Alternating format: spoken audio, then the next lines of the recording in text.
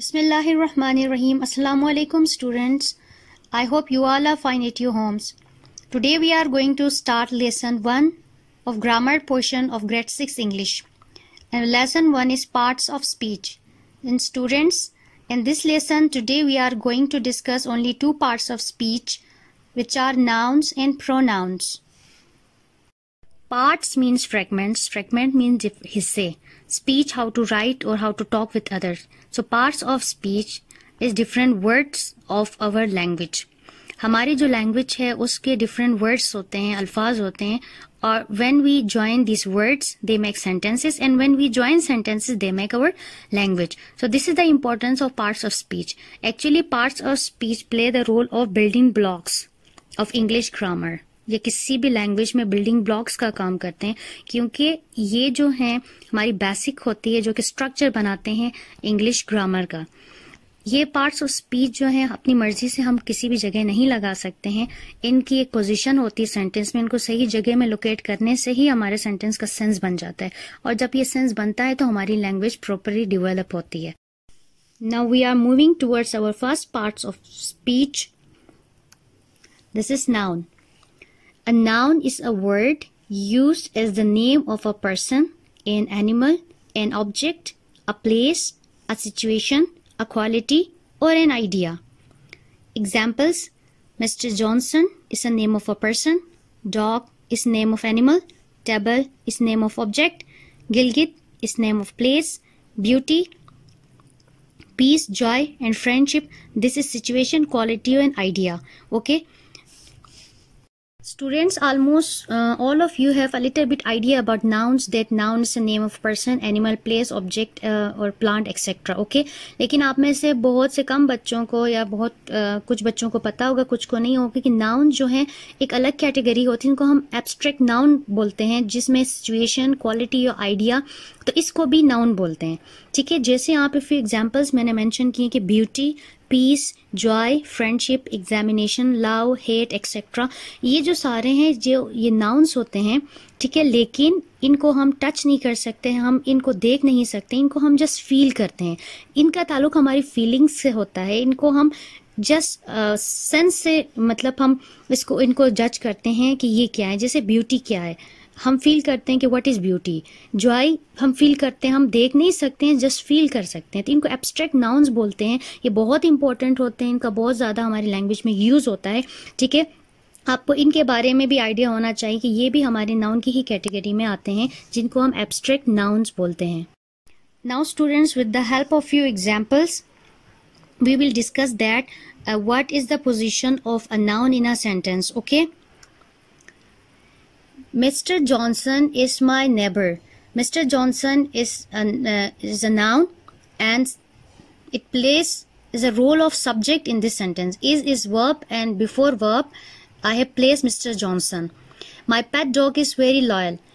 My pet dog. Dog is again subject in this sentence, and before verb I have put it.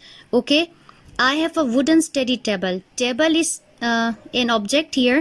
Okay. I is subject here.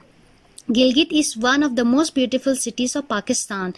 Gilgit is playing the role of subject here, and before verb I have used it. I admire the beauty of the valley. Beauty is abstract noun here, and I have used it after article. Okay. We want peace in our country. Want is action, and after action I have used peace. This is object here, and this is abstract noun. The boy jumped with joy. After preposition I have used joy. मैंने आपसे कहा था कि हम nouns को prepositions के बाद भी use करते हैं. यहाँ पे joy preposition के बाद आया है, as an object use हो रहा है. True friendship is priceless. Friendship is abstract noun and true is adjective. यहाँ पे friendship को describe कर रहा है true, और ये बिफोर वर्ब हमने यूज़ किया हुआ है, तो ये भी सब्जेक्ट का रोल प्ले कर रहा है. तो ये होती है नाउन की पोजीशन इन अ सेंटेंस के, as we use them as subject और ऑब्जेक्ट्स और after preposition. Now we are moving towards second part of speech, which is pronoun. A pronoun is a word used as a substitute for a noun. The word that is replaced by a pronoun is called its antecedent. Pronoun वो small words होते हैं जिनको हम nouns की जगह use करते हैं. Substitute for a noun. Substitute means in place instead of a noun. Nouns की जगह हम क्यों यूज करते हैं इसको मैं आपको एक एग्जाम्पल के थ्रू समझाऊंगी, और उससे पहले कि एंटीसीडेंट क्या होता है इसको भी मैं आपको इस एग्जाम्पल के through समझाऊंगी. Student, this is a short paragraph. It consists of only 3 sentences. Okay, I'm reading it. Listen to me carefully. Books are our real friends. And this paragraph is about books. They are our guides. They are. What are they? They means books. We can learn everything from them. From them. Them means books. In first line, okay, I have mentioned books. Second line, instead of books, I have used they. In third line, instead of books, I have used them.